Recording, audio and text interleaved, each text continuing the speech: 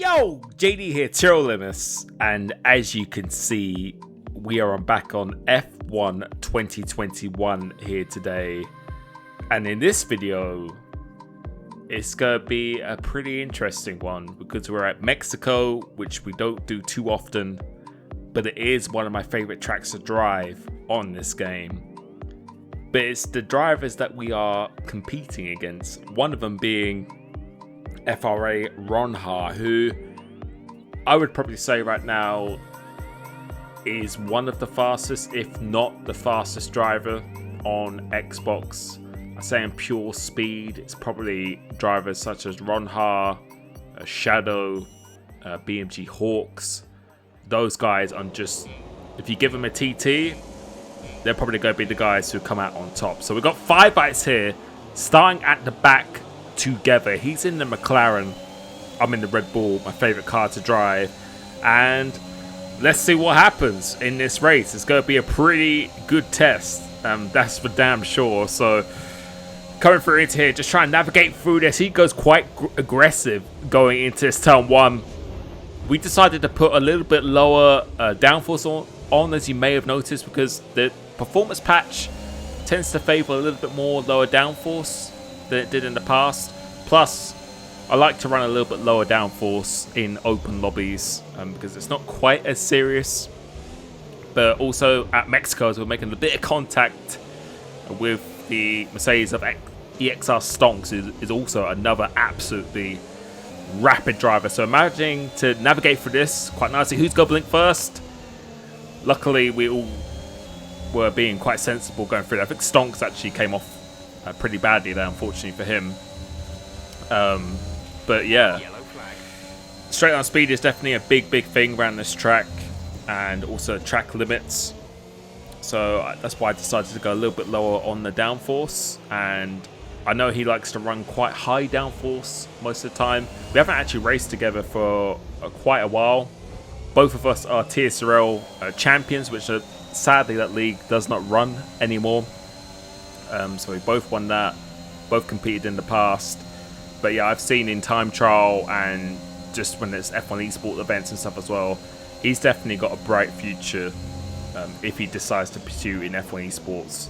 Because I think, I use the words carefully, there's the difference between fast and being one of the outright best. Because I think being one of the outright best, obviously you need the speed as well, but there's so many more things to it in terms of race management, how clean you are, your consistency, your ability to perform under pressure. I think that's what separates people who are just very fast to becoming great drivers. So yeah, I think there's a little bit of a difference between those things, but those things take time as well. But he is definitely improved for this game. So I was quite excited to see how we match up against each other, because I think this is, I think my previous video, we actually had a little bit of a battle as well, but this is definitely more of a battle. And then we had directly going head to head against each other. And this is purely an open lobby as well. So if you want a first priority invite for these lobbies, then thank you to everyone who has joined my YouTube membership. Thank you to Percy, the latest extra rotation member.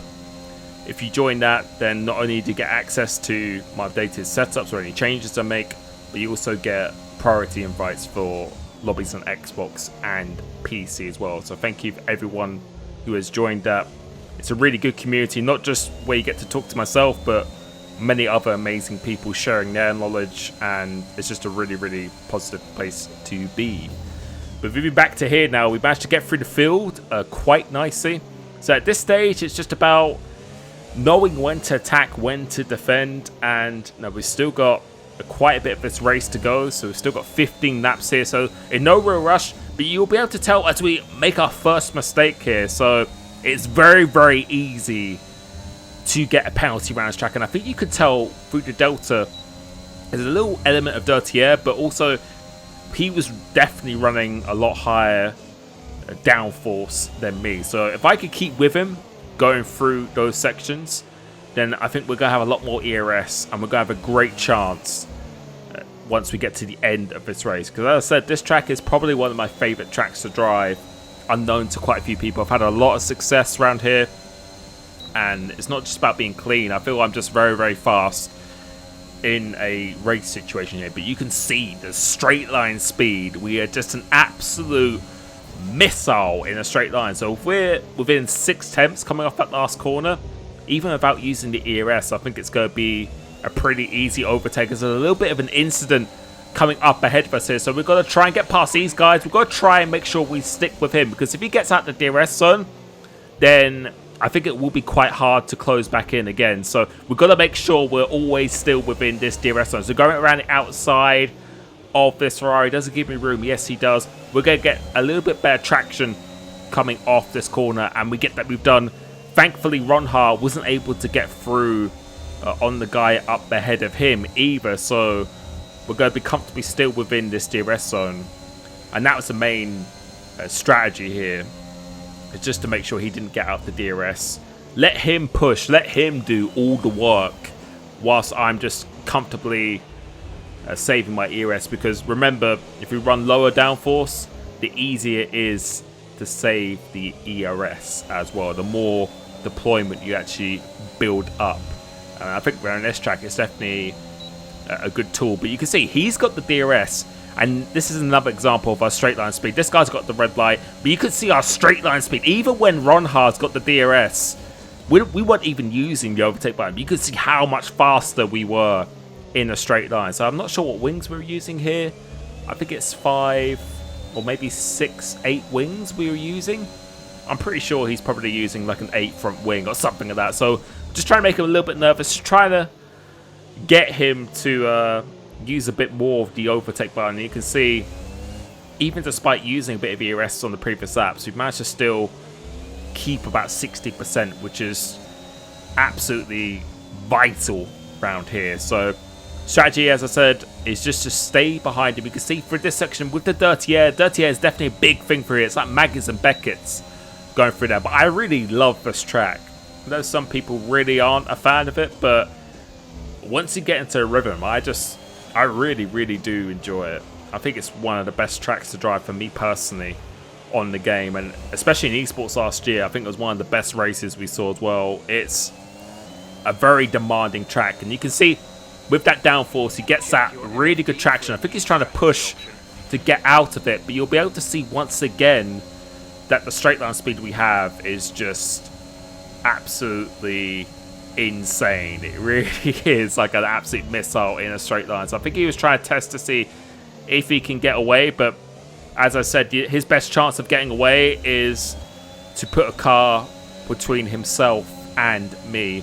So we're gonna actually do our first attack. So we're actually gonna go around the outside because we had EXR stonks putting a bit of pressure on us on the soft tire. So we decided to actually defend that by putting Ronhaar between myself and him. Although Stonks does have 14 seconds worth of penalties, you always still want to try and win on track as well. So the goal now is to try and get within the DRS zone of Sensei up ahead. You can see Ronhaar's able to follow quite nicely going through to there. Very, very close to the 1 second, but after doing a good corner here, we should be quite comfortably in this DRS zone. And you'll be able to see, this guy's about 7 to 8 tenths up ahead of us, so 8 tenths. He's going to lose to DRS, so he doesn't have DRS on ESR Hamilton up ahead. But you'll be able to see, just with this lowest downforce, how powerful it is. We haven't even used much of the overtake, and you can see his red light's not even flashing, and it's just an easy overtake. Ronhaar's diving down the inside, so we actually had to leave a little bit of room here, because I think he knows if I break the DRS as well, then it's going to be very, very hard to him to maybe even get back within the DRS, especially if he can't get the DRS to me off the last corner. Then it's going to be a very tough task, because we are just so fast in a straight line. That straight, I think we'd be gaining 3 or 4 tenths maybe even down that straight if we didn't have the DRS and we were pushing with the overtake here. So we're still ahead of him at this point here, trying to get behind ERS Hamilton, who's a good friend of mine, races in lobbies a lot. He's a very, very fast driver. So we're going to comfortably get the DRS on him. And you can see hazard time up ahead. He's got 3 seconds up the road. The softs are a very, very fast tyre. but they do drop off quite quickly. It kind of is like China in a way, where they're very good performance for 5 to 6 laps. Then after that, that's where the crossover does start to happen. So he does a little dummy to the pits here, but again, we're not going to be using any of the overtake. He's actually using it here, so you can see he's actually trying to use it as we go down the straight. Is this red light go flash? Yes, it is. So we're just going to go to the racing line, see how much more straight on speed, having to leave some room on the inside. And the great thing about this track is that you actually get DRS for this section as well if you get it on the main straight, which actually helps you defend here. So now Ronhaar's about 7 tenths behind, but I suspect that he's actually going to be closing in on me going through here because he's going to have the high downforce. And it's definitely interesting racing him again because he's always had probably more pace than me. But I'd say overall in terms of race management, we've been able to normally do a little bit of a better job in the past, because with 50% races, they're long races. And if you get 3 warnings, that's a track invalidation.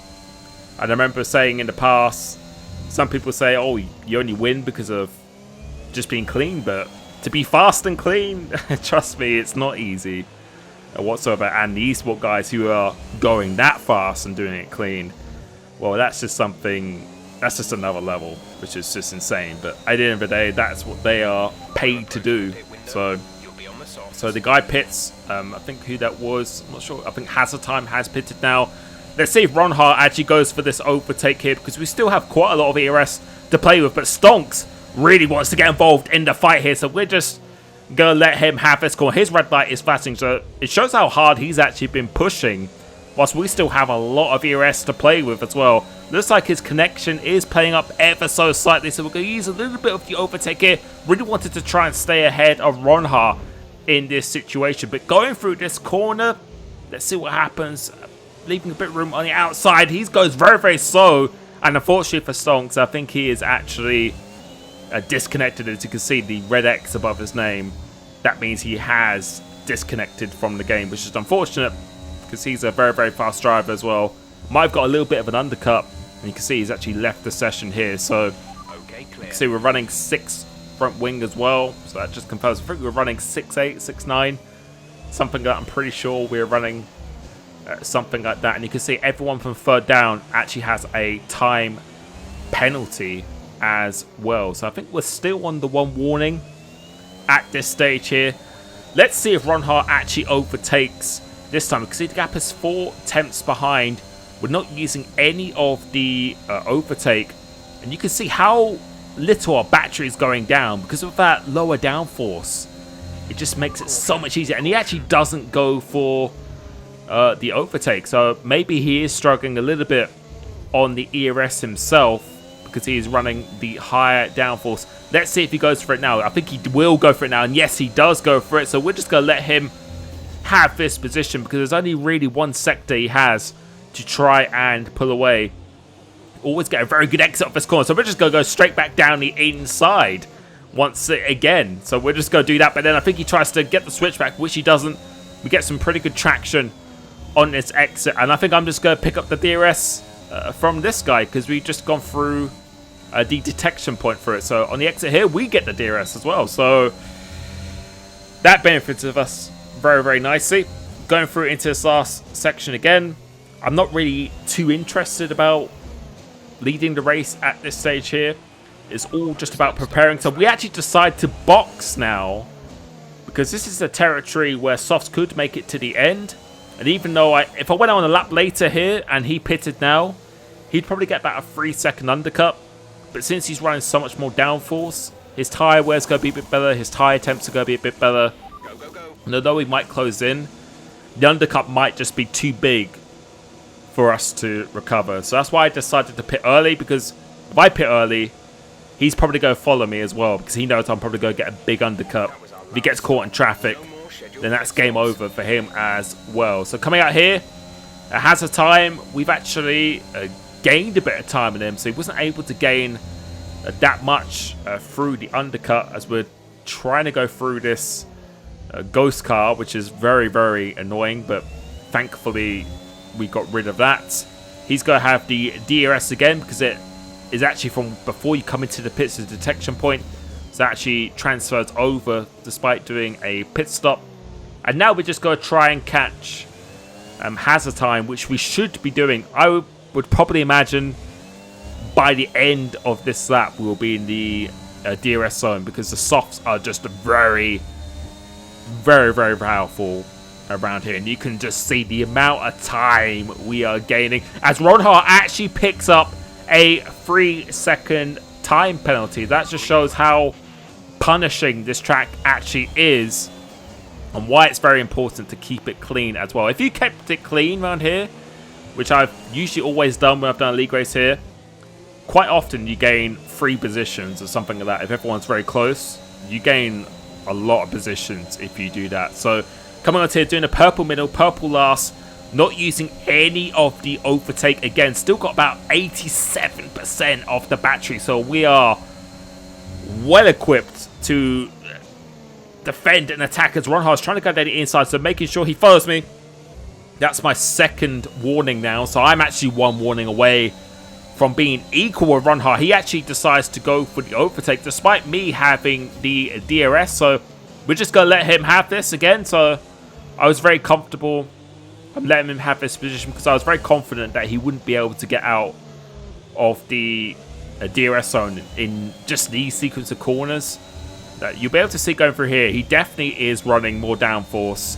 You'll be able to see what the gap is. I think he's maybe trying to actually do it, I suspect, but we still kept it within 4 attempts. And you can see even down this straight how much time we gain just with the straight line speed.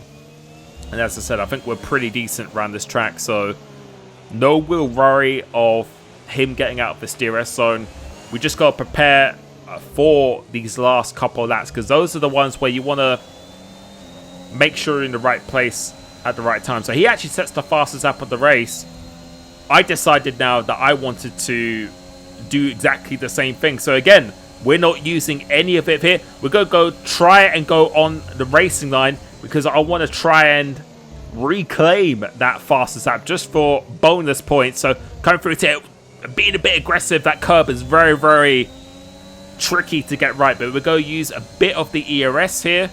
Let's see what our first sector is. It isn't a purple first sector, because he had the benefit of that as well in the previous lap. But we're going to be pushing for the rest of the lap, and let's see what our pace can actually be. So on the exit here, do we use a bit of the overtake? Yes, we do. So we want to try and get as fast as lap as much as we can, but remembering we have to try and keep it clean at the same time. You can see almost going flat out through here, so really take that nicely. He actually has 6 seconds worth of penalties now, and we're 8 tenths up than we were on the previous lap. So I'm pushing quite hard here, doing this very, very nicely. I think it's a 15.8 to beat. Really hooking it up very well through the last sector. 7/10 of a gap now. And what do? We do a 15.6. So confirming we definitely have the pace, even with this low downforce as well. And you can see, let's see how close he actually gets going down the straight. He's not going to get super close here. So, and we still, how much ERS do we have? We still have almost 60% ERS still to play with. So I think that fastest lap, unless someone else pits, that's pretty much solidified now, because the tyres will be losing peak performance. So he's going to go down the inside. We're just going to let him have this once again, because I was just very confident that he wasn't going to be able to pull away. And it's just really, really nice to be battling someone as fast as Ronhaar and of his caliber as well. It's definitely been a while, so it'll be really, really good to see what the outcome of this actually is. So going through here, you can see again, I think he's trying to make a little bit of a push to get out of the DRS zone, but I just don't think it's going to be possible for him, because even going through this sequence of corners, we're actually quite good going through here. It's really the high speed where he has the advantage, but in the low speed, I think we're actually still pretty strong ourselves. So getting some good traction coming off this corner. Let's see if we could even be in the position to overtake going down straight. And you can see he's actually pushing on the exit. He was actually using the overtake if you look at the delta going down through into here. But as we come into turn 1, let's see how close we can actually get. And we're actually going to be within 1/10 of a second. So gaining well over 6 tenths or 7 tenths going down that straight alone. Let's see if he makes another attempt to try and put away. I think he was using a bit of the overtake there. And we are the only car that doesn't actually have a penalty at this stage. So if I was in a league race now, I'd be literally doing everything I can to not get a track limit warning. I'll just be trying to be as clean as I possibly can. Make sure I'm staying in the DRS. That's the only thing I have to do at this stage here. But going through my teammate's car, still making sure we're in the DRS. And we actually get a 3-second time penalty. So as I say that, I felt like that wasn't out of bounds. But obviously we might have to pause it or something. But yeah, just taking a little bit too much of a risk. So that's how easy it is. We just lose a little bit of concentration. It's very, very easy to do that. And as I said, in a league race, I would be being even more cautious than that. Like, way more cautious than that here. So, we're going to maybe go for the overtake. So, we're just going to re-overtake him here. Because I was always thinking I wanted him to lead into this last lap. Because since we're so fast in a straight line, overtaking him here would encourage him to re-overtake me on the next lap. So, I am thinking a couple of laps ahead.